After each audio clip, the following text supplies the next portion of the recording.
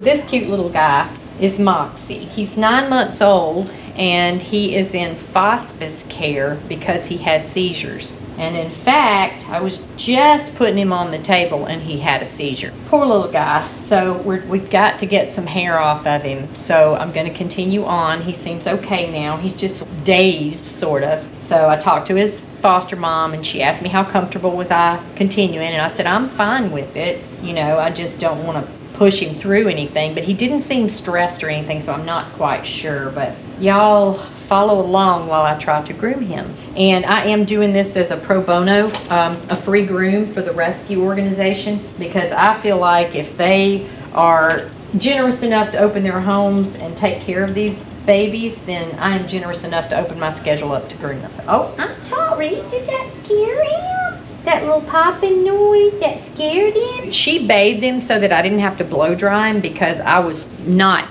sure that the blow dryer wouldn't put him into a seizure, because sometimes dogs will have what we call a blow dryer seizure. So I didn't want to risk that. So I'm going to start out with some non-invasive things and just kind of see how he feels about everything. This makes my heart sad that he's so young and they don't have much hope for him, you know, having a long life. He also has some cognitive issues, like he bites the air. He just has some things going on in his brain neurologically. So his foster mom bathed him, but she did not, you know, like blow dry him with any kind of forced dryer or anything. So when groomers do it, we blow dry the hair so that it straightens it out, and that's how we get that fuzzy look. But he is clearly not going to have that because he's so curly. So we just do the best we can. It hurts Miss Donna's heart to see him have a seizure. It does. When she first asked me about doing him, she asked me if I was comfortable doing a dog that had a seizure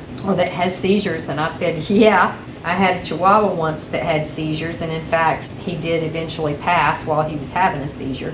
Some dogs can live a long life having seizures as long as they're infrequent. He seems to be having them a little bit more lately. Like she said, he had one the other day, and it had been like a month since he had had one, so now they seem to be picking up steam, unfortunately. But also, I learned to groom through a corporate groom shop, and they sent me away to school for a month in another state, and when I came back, I had to do 100 dogs, you know, various breed stuff. And my first day back on the job to do my first out of my 100 dogs, that dog had a seizure on my table. Day one. And I was like, okay, y'all remind me again why I chose to do this for a living. But I survived that, so I figured, all right, if I can get through that without losing my mind or my heart freaking out on me over it, then I could probably do this for a living. And I've had to learn to steel my nerves, these things, because they need to be groomed. And if no one else is comfortable doing it, who's going to do it? You know, how are they going to maintain some kind of coat health? Because this isn't just about looks. If he gets matted, you know, that's not healthy either. It's bad for their skin because bacteria can get trapped underneath the mats, and then they can have all kinds of skin issues. I mean, it can even cause sores on the mats and pull their skin apart, literally. I've seen some pretty bad matted cases in my career. You know, I've done a lot of rescues over the span of my career because they're my favorite. Just like little Mox. His foster mom said he is a little bit sensitive about things, but so far he seems just fine. When he had his seizure, I had just put him on the table and I was raising the table up, and he just kind of looked around, and then he started making a noise, and I was like, there he goes, he's having a seizure. Because I recognize it, I know what it looks and sounds like. I hope he doesn't have another one. That's why he's got all this drool hanging out on his chin, because he was drooling. He said, I couldn't help it. He's just looking at me. I don't know how well y'all can see, but I will put his face up to the camera soon so y'all can see these beautiful eyes he has. He's got the cutest little eyes, and that's what I saw when they posted him on the Rescue's Facebook page. I was like, oh my gosh, I want to do that dog. Because he had such a cool little face. Yeah, and he's starting to get some little mats in there like that. They're not bad. But, you know, that's why we need to do something with his hair to keep him from getting matted, because that's all this little baby needs. He's like, I got enough problems. Mats shouldn't be one of them. We don't want that to be your issue. You got enough medical problems. This has to be one of the youngest dogs that I've seen in Fospice care, which Fospice means foster hospice. Oh, he's a tippy now. It's a boy. And this is my hope for my future, is that my channel supports me well enough that I can do these kind of dogs 100% of the time, with the exception of some of the more difficult dogs that I do because nobody else wants to do them. But you know, for the good dogs that I do, I could just give those to one of the groomers, the other groomers here, and then I can just do all foster dogs free of charge so that they can get adopted and still maintain a pretty coat and, you know, a healthy coat while they're in foster care. I still sprinkle some in from time to time, as it is now, but I still have to make a living, so I have to do some paying dogs occasionally, like more than occasionally. But so that being said, if y'all would hit that like and subscribe, it helps my channel to grow so that my dream can come true and I can just do this all the time. And then I'll just film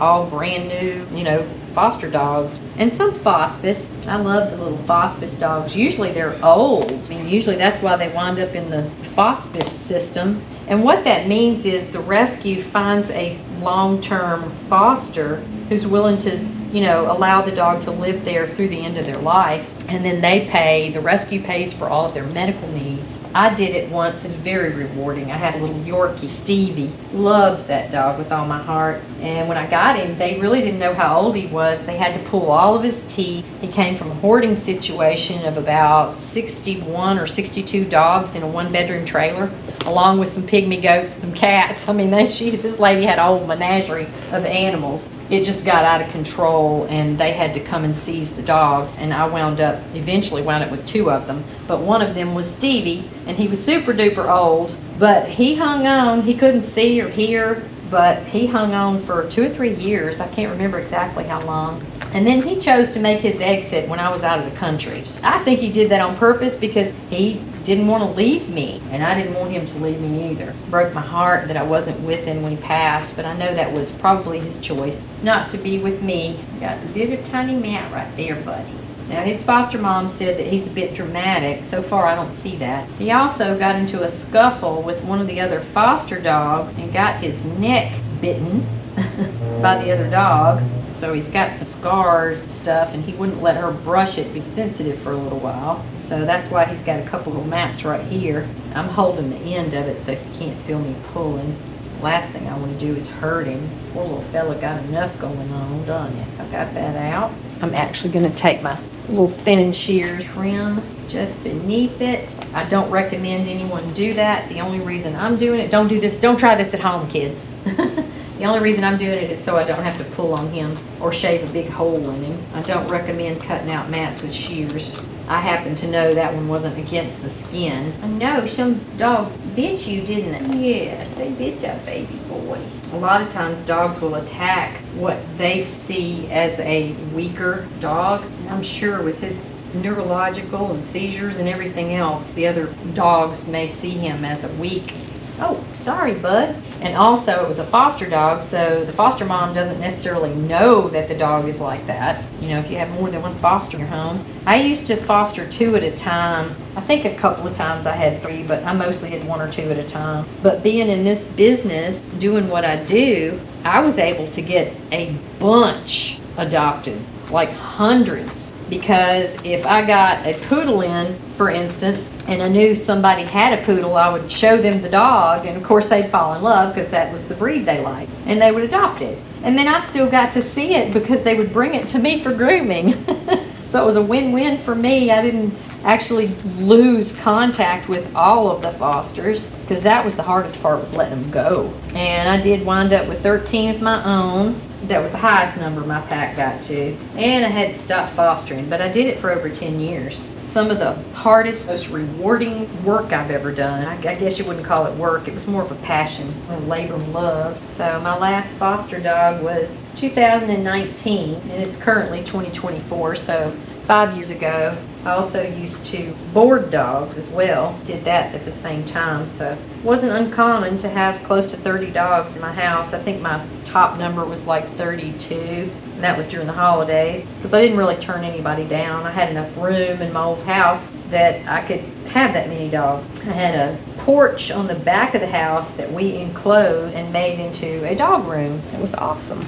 But then I moved and sold the house, had to give up boarding, gave up fostering about the same time. No, I guess I didn't stop boarding until 2021. Yeah, 2021 was when I stopped boarding dogs, the end of 2021. When you board dogs, you're married to it. You can't leave. I mean, I had to have someone come in and stay with the dogs. I had to pay someone to stay with them if I had to go out of town for anything. You've got dandruff or something going on, some little flakes. Oh, he's so sleepy. I'm sure that that seizure probably drained his energy. His foster mom did use conditioner on him, she said. But this little guy came from a backyard breeder, and they don't really know why he has all the medical issues that he has, whether it was bad breeding, it's possible, or whether he was deprived of oxygen after birth or during birth or whatever. But either way, backyard breeders are not a place to go get dogs. There are reputable breeders out there if you have to have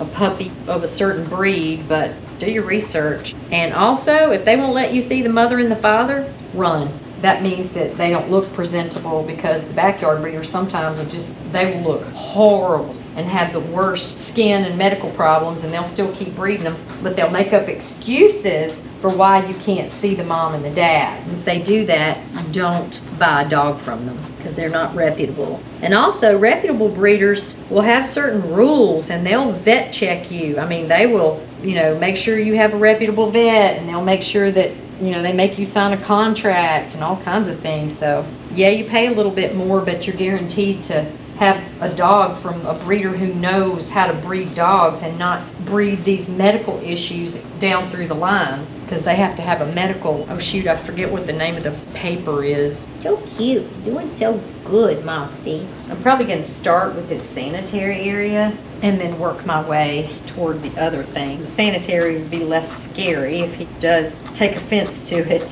Hold on, buddy. Hold on, why are you picking your leg up? Are you trying to help me, or are you trying to get it away from me? Huh? He blush it. My goodness, I think that baby's trying to help Miss Donna, aren't you? They do have him on medication and stuff, but sometimes they can seize even while they're on the medication, which obviously he did. The thing is, he didn't act like he was stressed out or anything, so I don't know what triggered it. Sometimes nothing triggers it. Sometimes it's just a physical thing they can't control. Well, I told your mom it wouldn't take long, but it's taking a while to brush you out, buddy. It's a good thing that I'm continuing on, because I don't want him to have to get a shave down, because he's going to get matted worse as time goes on. And the mats aren't bad. I'm able to brush them out, so now is definitely the time to get this done. Hold on, buddy. I'm sorry. You don't want me messing with your tail, does it? It's not like it's bad, but it's just not coming out right there. I can hear it. The brush makes a certain sound when it hits a mat. Groomers know this because we can hear the mat. Sounds weird, but you can if you've been doing this for a minute. Hey, buddy. You're being such a good boy. You're not being dramatic at all. They'll never be able to cure him, but hopefully the medications will keep him going for a while, where he can have a few good years, because you got the best foster mama ever. You do. You got a really good foster mama. Oh, he's yawning. I thought he was getting ready to protest because I hit a snag. Now, she doesn't necessarily want him to look like a poodle, like a traditional poodle cut, so I'm going to try to make him look like a puppy. However, we can accomplish that. Let's do your sanitary first. See how you feel about clippers. You want to smell it? Yeah, what's that? What's that? That's weird, huh? Is that a weird thing? I'm not going to start with his butt, because he's not crazy about that, so I'm going to try his pee-pee area first. You okay with that? Good job. That's a good boy. All right, let me see your armpit here. And just I suspected there was probably some matting under there. Can I do your booty now, or are you gonna be dramatic about it? Got that cleaned up. No drama. That's a good boy. All right, hold on now. Yeah, you definitely needed your pee-pee area cleaned up. You are hairy under here. And that's going to be one of the first things that mat is the pee-pee area. You okay? You okay? Look, I don't want you to fight me, because I don't want to trigger you into the seizure. Okay, yes sir, you can stand if you want to. Of course, he does have some neurological issues too, so him falling over and all that kind of stuff is probably part of it. Yeah, your pee-pee needs to be cleaned up. It's a mess down here. No, don't move, don't move. She said that after she got him, his foster mom, she said that he refused to walk on her floor for a month until she shaved his pads out. I said he was probably afraid he was gonna slip and slide, so I'm definitely gonna take care of that part. He's slipping and sliding now. No, I gotta hold your leg. I'm sorry, buddy, I'm not finished. Okay, look, I'm gonna let you down. Come here, I'll come at it this direction, okay? But I'm not finished yet. All right, stand up for one more second and let me look at it. Hold on. Just a little bit more, okay? On the boy dogs, I usually go up a little bit higher on their waist because when they pee, if they pee straight out, because some of the puppies will just squat and then they'll pee on themselves right here. So I try to clean that up right in front of his pee-pee. All right, that was a good job. You did such a good job. Okay, I'm gonna see how he feels about having his nails done. You wanna smell that? Moxie, you wanna smell this? He has a thing about the table moving. Here, look, is that throwing your little brain off, that table moving? Okay, I'm gonna keep it on low. Yeah, good boy. That's not too scary, is it? Honestly, I'm just honored that they trust me to do him since he has so many medical issues. It makes me feel good because he is so delicate. But they know me. They know where my heart lies. There you go. He's a good boy. I had that foot. Ooh, you got sharp little puppy toenails. Yes, you do. He's really just kind of clueless about what I'm doing. He's like, oh, what are you doing? That's better than being afraid of it, though. That's what I didn't want. Because if he starts displaying fear, that could send him into a seizure if he gets, fearful. So I'm trying to go slow and easy. Can I see that dew hole right there? Can I see it? It's hard to get to it. It's pointy. Hold on, buddy. I got to do it. Hold on, Moxie. Moxie, it's okay. Moxie, you can't go any further on the back of the table. You're going to be off the table. Look, come here. Let's go forward. There we go. Can I hold this foot like this? Can you get your head out of it? Thank you. Hey, Moxie. So we just finished his nails. Now I am going to shave out the pads of his feet. So maybe he will walk on the floor still, since he doesn't like walking on the floors when he's slipping. Ooh, it's hard to tell what I'm doing. You're so black. It's hard to see. It's like being snow blind, but the opposite. Thankfully, I have this light up here. I wouldn't be able to see what I was doing. It was dark. That's a good boy. All right. What is it? I just shaving them little feet. Yeah. Got cute little feet. That seizure probably wore you out. Hold on. All right. Give me this foot. Can I have this one? You can sit. I don't mind if you want to sit down. I'm going to pretty much let you do whatever you need to do. You got hairy little feet. Where are you going? Wait. Okay. All right, let's see. What kind of length are we going to do on your body? We don't want you to be super short, so I don't know. I think I'm going to do a 5/8 on you. See what that looks like. Now, since we're doing such a longer length on you, this means you have to come back and see me pretty soon, okay? So you don't get matted up. In fact, I don't know that that's taking enough off. Let's do a 1/2 inch. I'll go down one clip comb. We'll do a 1/2 inch. That's a good happy medium. She does want a palm tail, so I'm going to try to make that happen. He's got weird hair on his tail, but we're going to see if we can make that happen. I think I'm just going to hand scissor his head because I don't want to take it short, and I want to shape it the way I want to shape it so that it's not determined by a clip comb. So we'll just do his body, and then I'll hand scissor his head. You're doing so good, buddy. The rescue has done some grooming on him. I actually, about 5 years ago when we opened this location, I offered a class to the rescue, and they learned some things that they could do themselves without having to wait for me. And they do pretty good. They do a pretty good job, not to have formal training, I love that little white stripe down his chest. That's cute, bud. Okay, you don't like that? We're going to do that part. I'll just scissor that. A lot of dogs don't like the clipper going down their leg, and I'm not going to push him through anything that I don't have to push him through. So far, I mean, he's doing fantastic, I think, for the description that I got of him, because she said he's quite dramatic about things at home.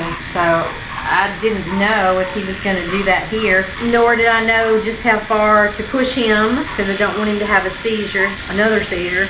Oh, he's going to lay down, make himself comfortable, huh? Well, the problem is I'm going to have to stand you up in just a minute. But you sit there for that minute, okay? I really, really, really wish I could have blow dried him out so that his hair would be straighter, but he's still going to look pretty good like this, I think.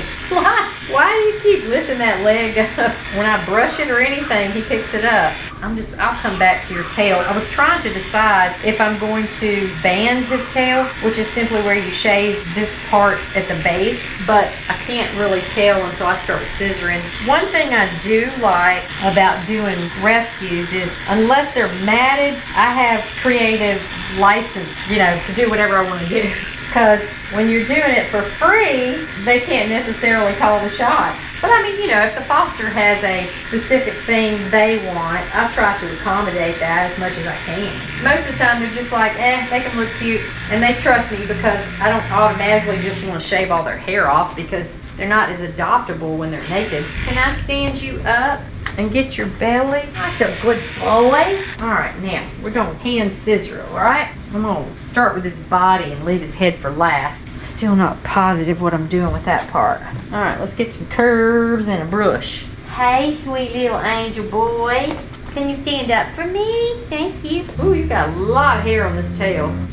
His tail ends right there, so he's got all that hair. So let's start at the end of it. Can you stand? He's a little wonky and wobbly, she said sometimes. So, and I do believe that I am going to band his tail because his tail is too long, like the actual bone in his tail. So let's see, what length should I do your band? I'm gonna try my 4 and see what that looks like. No, don't sit down. You need to stand up. Okay, so the 4 looks like crap. I'm going down to a 7 because it's not looking right with all his curls. Okay, we kind of got it in a circle here. That's not too bad. I wasn't sure what I was going to be able to do with that, but there's the finished product, so it doesn't look too terrible.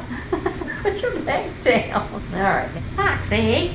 We're going to do our best to make you look cute. Yeah, even though usually when I'm doing grooms for the rescue, it's so they can get adopted. Well, that's not going to happen in his case. So for him, it's just a spa day because he's already home where he's going to ride it out. It's okay, I'm just picking your leg up. Good boy. All right, my straights can make your leg straight. It took just a little bit longer than I anticipated to do him because I'm going so slow with him and because I took a little while to brush him out. Is there something wrong with that leg? Because you're standing on it really weird. It's bent a weird direction and he keeps holding it up, so I don't know if he's got a problem with it or it makes it hard to see what shape I'm trying to make it though. You're holding it so weird. I know y'all can't tell, but he's got it at a weird angle. It's kind of worrisome. I didn't notice that you were doing that before. Okay, let's do your head. All right, buddy. Such a good boy today. Patient jaw, it's a little bit longer, okay? It's a little bit. We're almost done. Not trying to do a palm on the top of his head like a poodle. Trying to keep it in a, what we call a teddy bear head because it makes him look more like a puppy when we do that. He'll look more adultish if we do a top knot. So I don't want to have any definition between the ear and the top of the head. That's the difference between a palm and or top knot, whatever they want to call it. To make this round right here, okay? Sorry, I had my thumb right in front of your eyeball. It's like I can't see a thing with your thumb in my way. My big old fat thumb, huh? Look here, let's see. Look at me, Donna. Doggone, you're cute. All right, y'all, here he comes. You can get to see these cute little eyes. And that's Moxie, the little toy poodle. He's so cute. He did so good. I'm so proud of you. Thank you for watching. Thank you for watching. Please like and subscribe. Go spread some kindness, and I'll see y'all in the next video.